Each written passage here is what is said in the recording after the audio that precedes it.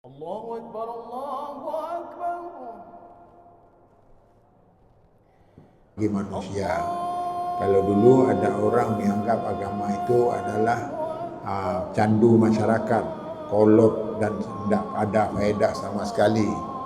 Sekarang sudah merasa bahwa agama rupanya membawa ketenangan, membawa kebahagiaan dan sebagainya. Allahu Akbar.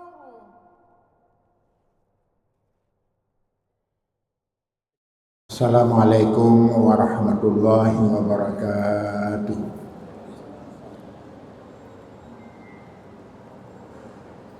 Alhamdulillahilladzi an'amana bi ni'matil Islam wal iman. Asyhadu an la ilaha illallah malikul manan. Wa asyhadu anna Muhammadan abduhu wa rasuluhul kiram. Allahumma shalli wa sallim ala sayyidina Muhammadin wa ala alihi wa sahbihi wa khairil insan. Wa ya ayyuhal ikhwan ittaqullaha Bismillah ma'alakum tuflihuna bisairi zaman.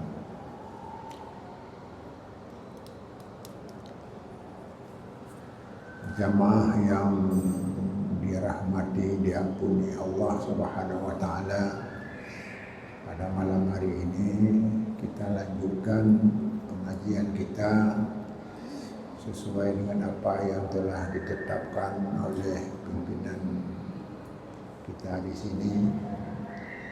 Hanya saja pada malam Rabu yang lalu kami tidak bisa mengisi karena sakit, yaitu sakit gigi.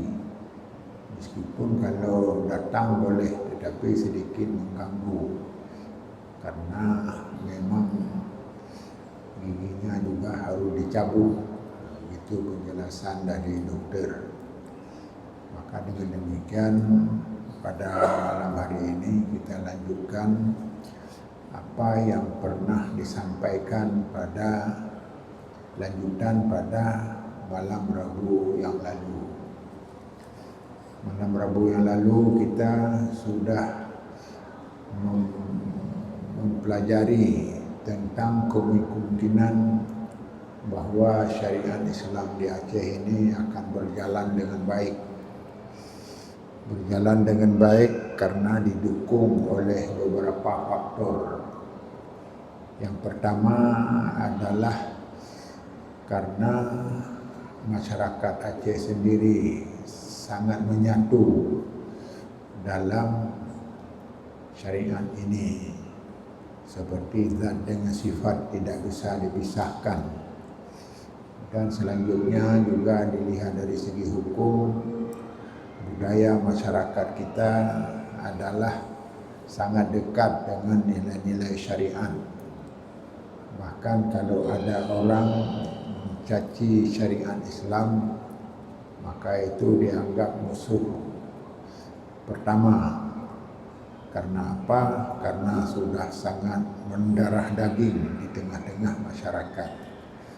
Selanjutnya pada penjelasan yang lalu juga dilihat dari segi yuridis. Segi yuridis adalah segi badan segi hukum, segi payung hukumnya. Apakah melakukan syariat Islam ini ada bertentangan dengan undang-undang, apalagi bertentangan dengan undang-undang? Tentu saja tidak bisa berlaku.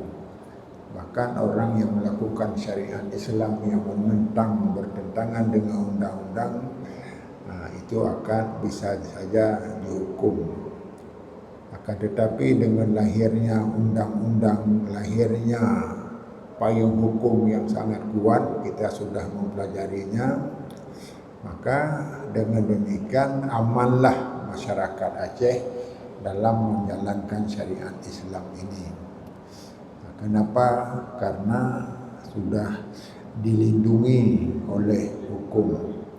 Bahkan kalau ke depan bisa saja, karena ini sudah menjadi payung hukum, karena sudah menjadi sistem hukum, apabila orang tidak melakukan syariat di Aceh ini akan mendapat hukuman.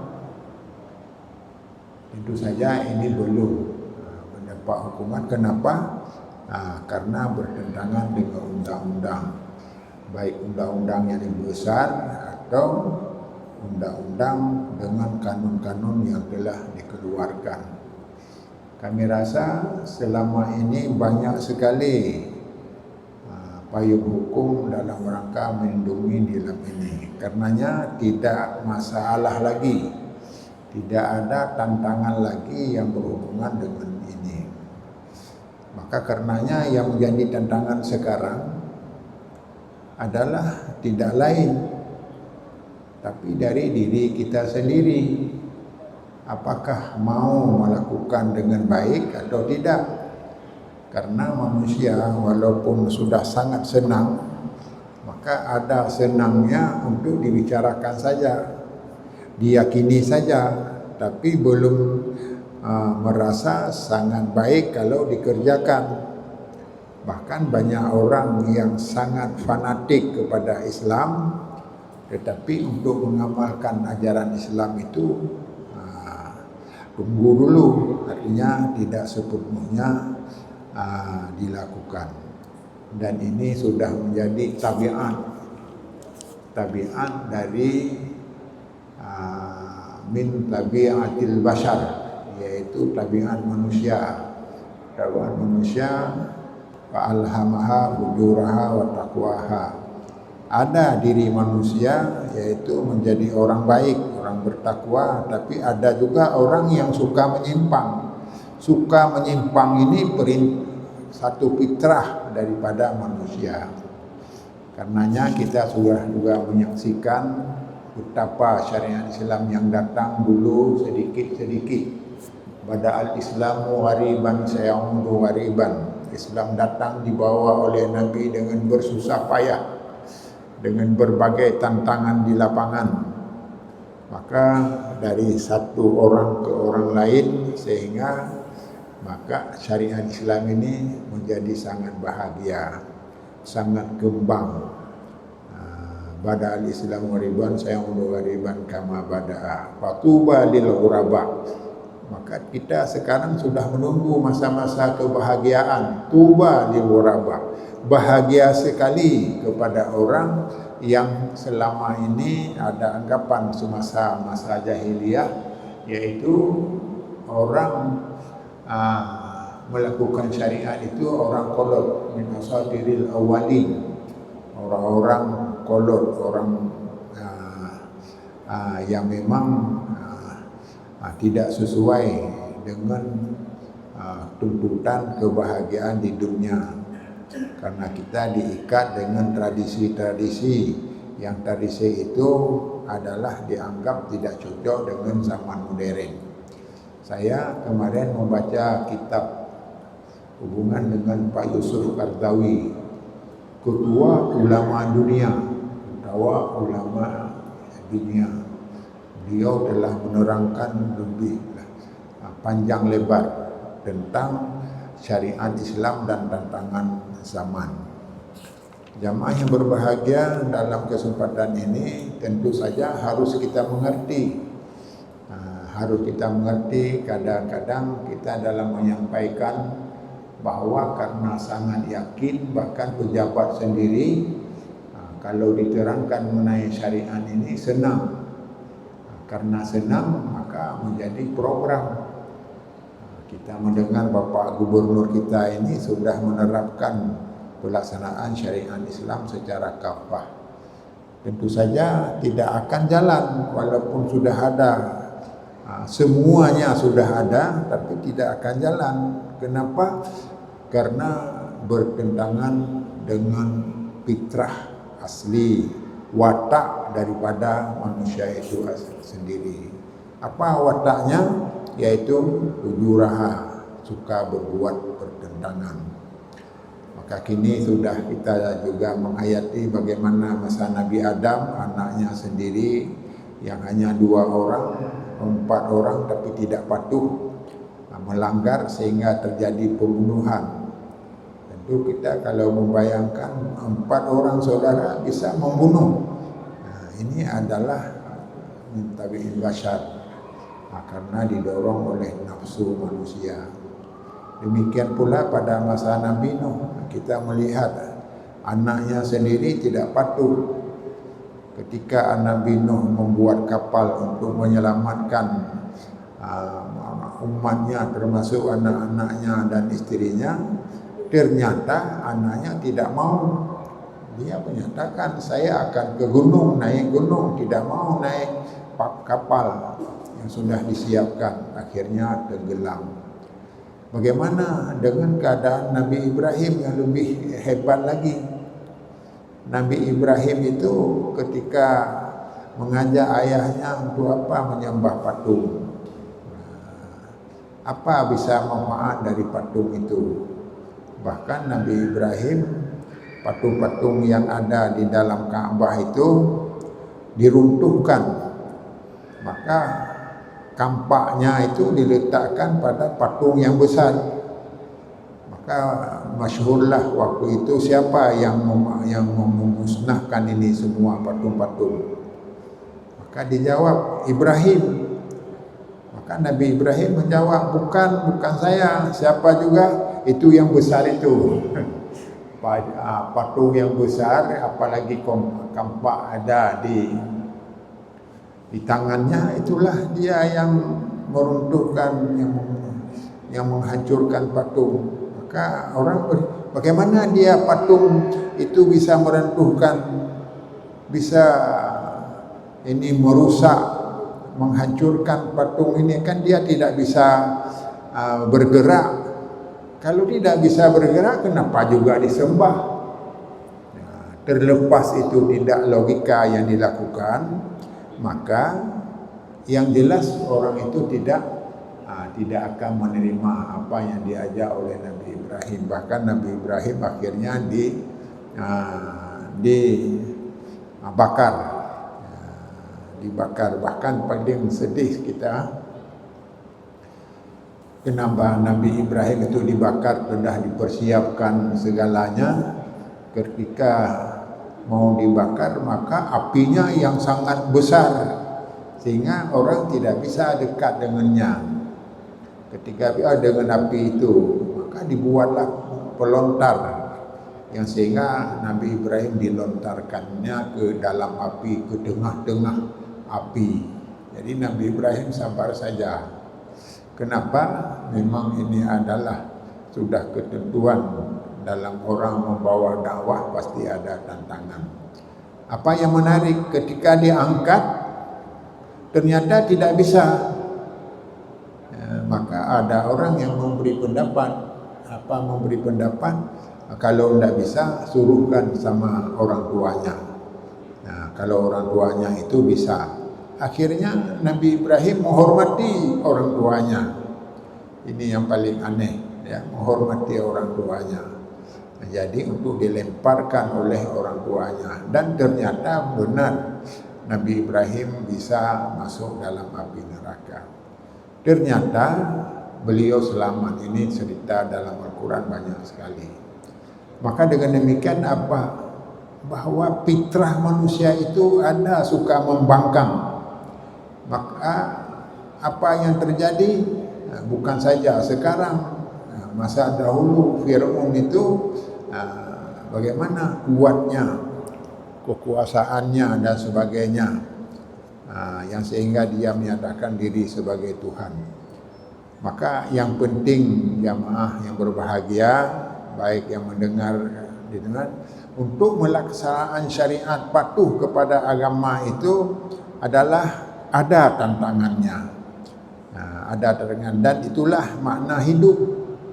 Makna hidup ini ada tantangan. Alladzi khalaqal mauta wal hayata liyabluwakum ayyukum ahsanu amala. Allah telah menciptakan khalaqal mauta, diberikan masa hidup, masa mati, dan kedua masa itu tujuannya adalah untuk dicoba siapa orang yang lebih baik, yang berhasil. Maka karenanya orang-orang yang taat selama ini, patuh kepada ajaran Islam dan menghormati, menjaga dan mengembangkan ajaran Islam, berarti itulah orang yang paling berhasil. Sebaliknya, ada orang yang memang masih membangkang, tidak setuju. Tidak setuju, orang tidak pernah menyatakan saya akan tidak setuju dengan syariat Islam. Itu tidak mungkin, tidak ada. Malu. Jadi satu kesalahan besar. Caranya adalah ketika ada sesuatu perintah yang berhubungan dengan agama, sering orang mengabaikannya. Jadi dengan demikian, permasalahan Islam yang sebenarnya sudah sempurna, yang menjadi kotor adalah Islam itu sendiri. Maka ada orang yang datang ke Indonesia yang menyatakan bahwa Indonesia ini adalah penduduknya 85% Islam, itu tidak yakin. Maka dilihatnya di lapangan bagaimana ukurannya adalah salat. Ternyata orang yang salat berapa persen saja, yang lain tidak ada di masjid, bahkan tidak pula salat di rumah. Maka ini orang ada memperkirakan di Aceh ini berapa persen orang yang salat, walaupun itu tiang agama. Ini kita rasakan diri sendiri, apakah benar keluarga kita, anak-anak kita semua melakukan salat, apalagi yang sudah hukumnya wajib. Jadi tentu saja kita bisa menilai, inilah tantangan hidup. Maka tantangan inilah yang perlu dijawab ke depan. Karena tantangan ini semakin kuat dan semakin serius disikapi akan melahirkan kemenangan. Maka inilah yang disebut di dalam penjelasan dari apa yang telah disampaikan oleh Nabi, bahwa tujuan daripada agama ini adalah untuk membahagiakan dunia dan akhirat. Kenapa bisa dunia dan akhirat? Di dunia dia bisa menjadi agama sebagai pedoman, dan bisa juga dalam menjalankan agama ini mengandung nilai-nilai yang menguntungkan, apakah masalah bidang harta, masalah riba dan sebagainya. Maka karenanya dalam kesempatan ini, marilah kita harus menyadari, kalau kita ingin berhasil perlu perjuangan. Maka inilah yang disebut di dalam hadis, kita harus berjihad. Berjihad di sini bukan hanya perang, tetapi bukan dalam arti perang, tetapi berjihad harus benar-benar kita sudah meyakini agama Islam ini agama yang sempurna, agama yang membawa kita kebahagiaan dunia dan akhirat. Mari kita lakukan dengan baik. Jadi dengan demikian, masyarakat sekarang sudah mulai merintis, mulai dari keluarga. Di rumah kita ini ada orang yang belum salat, yaitu masalah pokok saja.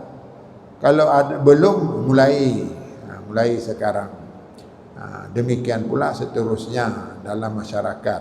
Masyarakat kita ini sudah terikat dengan sistem salat berjamaah. Ada menasah.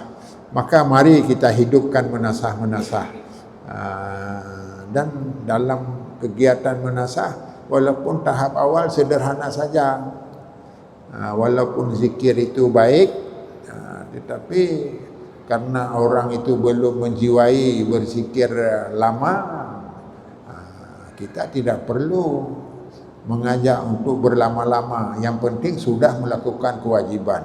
Bagi orang yang sudah sadar, tentu saja akan melakukannya sebagaimana yang dikehendaki dan sebagainya. Jamaah yang berbahagia, maka pelajaran pada pengajian pada malam hari ini adalah menyikapi tentang Islam ini yang sangat indah, telah terbukti dari dulu dan sampai sekarang. Bahkan kita sudah mendengar di mana seperti kasus di Israel sekarang. Israel sekarang semakin yakin bahwa agama Islam itu agama yang benar. Yang menyampaikannya siapa? Adalah pendeta-pendeta itu sendiri. Bahkan ada pendeta yang gerejanya dirubah menjadi masjid dan sebagainya. Dan tentu saja kita berdoa, janji Allah pasti akan datang. Dan tidak ada orang yang menentang agama Allah itu akan selamat.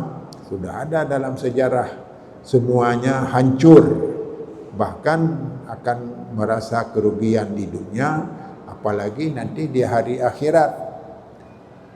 Karena alam ini kan sementara saja, dunia ini sebentar saja. Ini semuanya kita akan menunggu masa-masa yang paling penting. Apa masa paling penting? Yaitu darul jaza, masa-masa menerima balasan.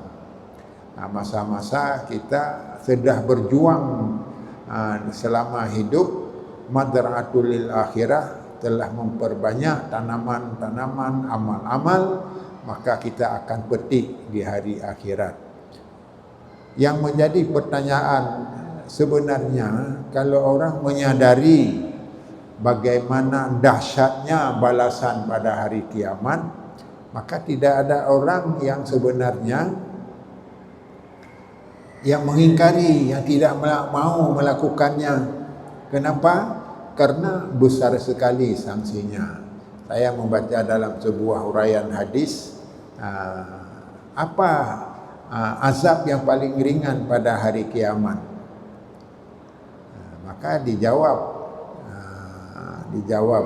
ini berdasarkan nas, dijawab bahwa setetes api neraka itu dituangkan di atas kepalanya, maka seluruh isi badannya hancur. Hancurnya bagaimana? Hancur dengan terbakar. Maka ini sudah dirasakan. Maka ada istilah sekarang di Israel disebut dengan api neraka. Jadi terbakar. Jadi negerinya sudah terbakar. Kenapa? Itulah dianggap api yang membakar itu api dari langit, yaitu api neraka dan sebagainya. Terlepas itu bukan masalah nas, tetapi yang jelas di dunia sendiri sudah terasa. Dan diperkirakan ke depan ini umat Islam akan berduyun-duyun masuk menerima. Mungkin kalau sekarang hanya 1,8 miliar, mungkin akan lebih banyak lagi ke depan. Ini kan sudah mulai sadar, karena banyak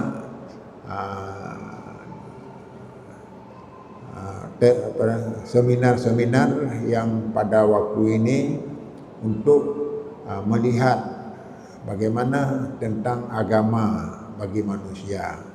Kalau dulu ada orang menganggap agama itu adalah candu masyarakat, kolot dan tidak ada faedah sama sekali. Sekarang sudah merasa bahwa agama rupanya membawa ketenangan, membawa kebahagiaan dan sebagainya. Maka banyak orang sekarang yang masuk Islam sendiri.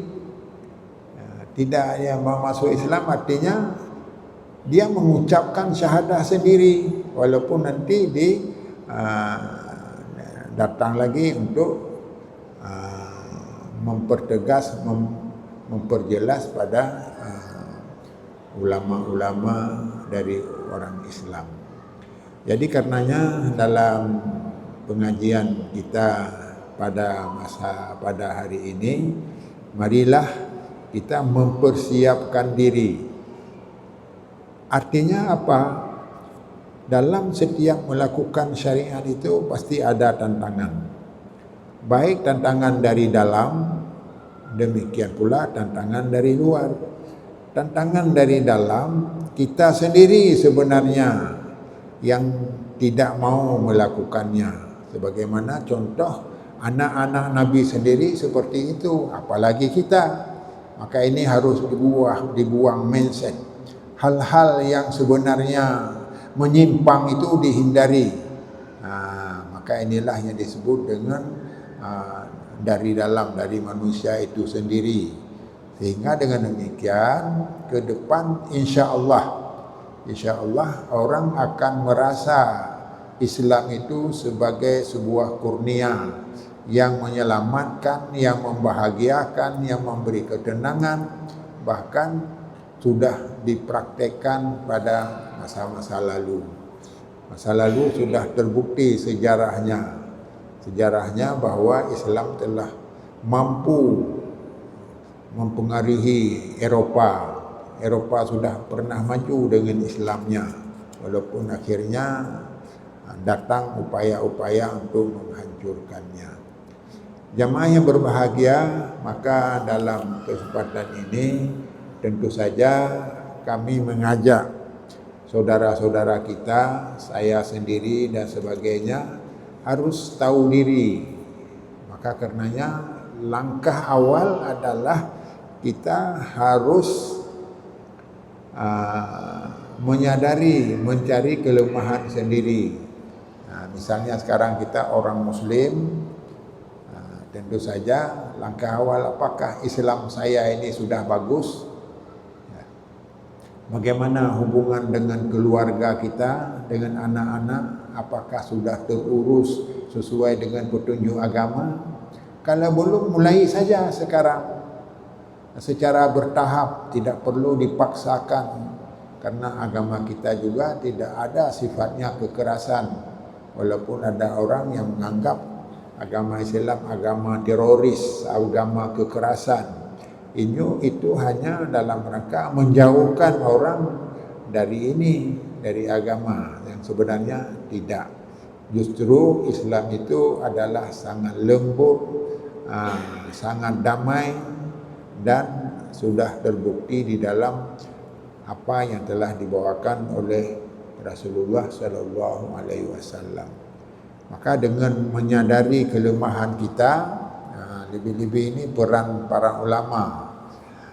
Apalagi kalau dayah, ini dayah sangat dekat dengan masyarakat.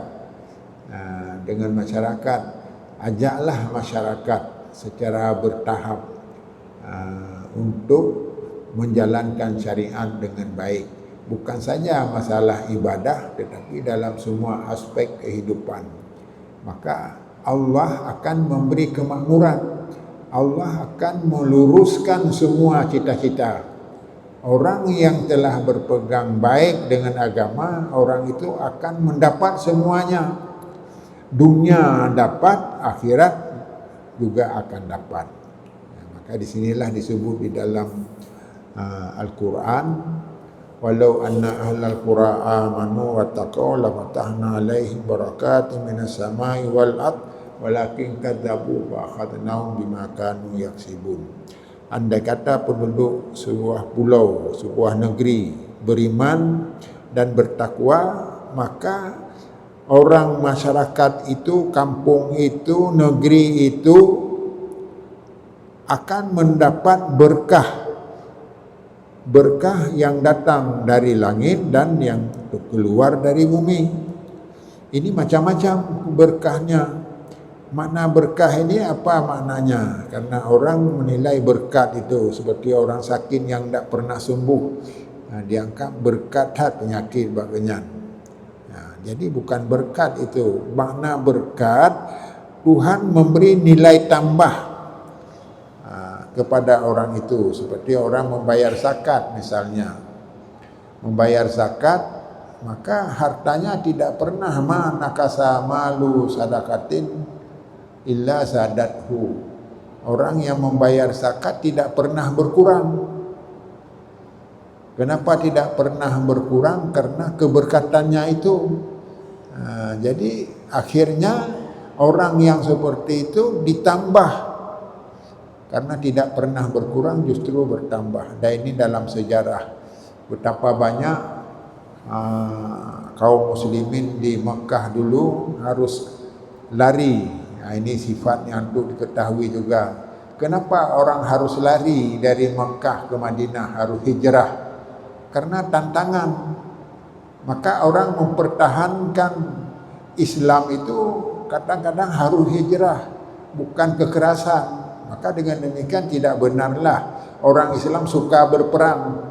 Tidak, justru menyelamanya menghindari peperangan, menghindari benturan dan sebagainya. Maka betapa banyak kaum muslimin pada awal-awalnya harus meninggalkan Mekah. Bukan meninggal negeri saja, meninggal keluarganya, meninggal hartanya. Bahkan ada orang yang dijanjikan, janganlah berhijrah, kami akan memberi semuanya, akan memberi harta berlipat ganda kepada orang yang tidak mau berhijrah, diberi istri yang disukai dan sebagainya.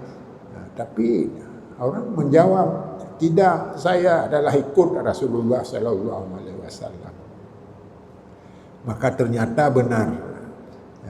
Jadi sampai di sana juga beliau tidak mengemis. Banyak orang Islam tidak mengemis. Karena ini tradisi juga, kita kadang-kadang suka bergantung pada orang lain. Ini adalah bukan fitrah Islam, bukan roh daripada agama kita.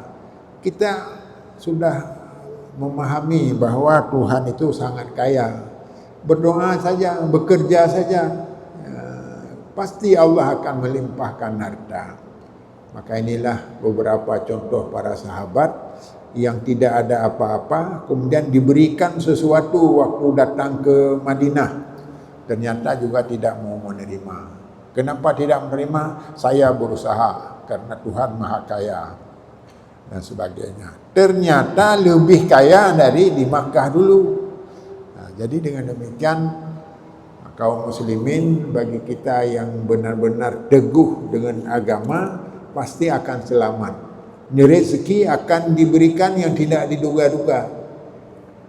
Wa may yattaqillaha yaj'al lahu makhraja. Orang yang bertakwa kepada Allah, ada saja jalan keluarnya. Jalan keluarnya.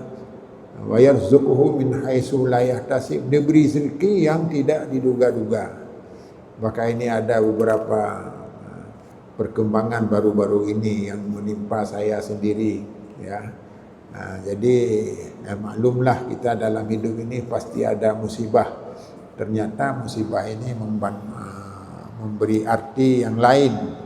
Ya Allah menanggung semua penderitaan dengan bermacam-macam rahmat Allah yang dilimpahkan kepada orang yang sabar dalam menghadapi musibah. Kemudian selanjutnya jamaah yang berbahagia, yang lebih penting lagi dalam kesempatan mengembangkan syariat di Aceh, mulailah ibdah binafsih, mulai dari diri sendiri, sederhana saja. Dan yang kedua, pelajarilah kelemahan. Karena sering orang kita ini, orang Islam bahkan sering melihat orang lain, tidak melihat dirinya sendiri. Kalau dalam masalah-masalah hukum, barangkali yang benar adalah pendapat kita, pendapat orang lain dianggap salah. Bahkan bisa kadang-kadang bermacam-macam cara yang sehingga permusuhan itu tetap terjadi. Dan ini di Aceh juga sudah ada tanda-tanda bahwa karena kita sudah komit dengan nilai Islam, maka juga akan berada pada tantangan-tantangan yang paling banyak. Kalau kita sabar, kalau kita serius, apa yang dikatakan nanti besok akan kami sampaikan pendapat Yusuf Qaradawi. Yusuf Qaradawi itu adalah seorang ulama terkenal di dunia sekarang. Dan beliau diangkat sebagai ketua majelis ulama sedunia. Beliau itu sangat gigih memperjuangkan, karena ada kesan Islam itu tidak layak pada akhir zaman. Dianggap tidak layak. Kenapa? Itu agama kolot, itu agama miskin, agama bodoh dan sebagainya. Yang sebenarnya bukan Islam yang kolot, bukan orang Islam yang miskin. Akan tetapi bukan Islam yang miskin, tetapi orangnya yang tidak mengamalkan Islam dengan benar. Kalau mengamalkan Islam dengan benar, maka akan jelas memperoleh sesuatu yang dijanjikan oleh Allah. Maka disebutlah dalam istilah para ulama terkenal, al-Islamu mahjubun bil muslimin. Orang Islam itu selalu didinding, terdinding dengan orang Islam. Islam terdinding dengan orang Islam. Artinya kemajuan Islam adalah terdinding dengan orang Islam. Misalnya masalah persatuan saja. Masalah persatuan saja, ini tidak semua orang Islam itu bersatu. Kadang-kadang dalam masalah yang kecil sekalipun jadi besar karena tidak sesuai dengan keinginan. Maka karenanya kembalilah. Maka disebutkan di dalam ayat Al-Quran, afala yatadabbaruna al-Quran law kana min indi ghairillah lawajadu ikhtilafan katsira. Kembali saja ke petunjuk Allah. Apakah tidak berfikir petunjuk Allah itu yang sudah sempurna? Bagaimana kalau sudah petunjuk Allah menyatakannya seperti itu, maka kita ikut saja. Karena di sanalah akan mendapat peluang-peluang yang telah disediakan oleh Allah Subhanahu wa taala. Maka karenanya di dalam penjelasan para ulama dan termasuk Yusuf Qaradawi, saya membaca tadi tidak sempat saya tulis karena kitabnya besar sekali. Maka ada ulama di Indonesia ini, bahkan di Aceh, ini kawan saya di Aceh ini, kalau mendengar ada karangan baru Yusuf Qaradawi dibelinya. Maka sangat populer karangan beliau itu adalah mampu menjawab Islam modern, bahwa Islam akhirnya diakui sebagai agama modern, agama modern, dan sebenarnya di Indonesia sudah mulai dirintis. Dan ada orang perkirakan di dunia nanti Islam di Indonesia akan lebih maju dari tempat lain. Bahkan negeri sendiri, negeri Islam termasuk di Aceh ini akan lebih makmur. Ini sudah terbukti. Saya sangat terpengaruh apa yang disampaikan oleh Menteri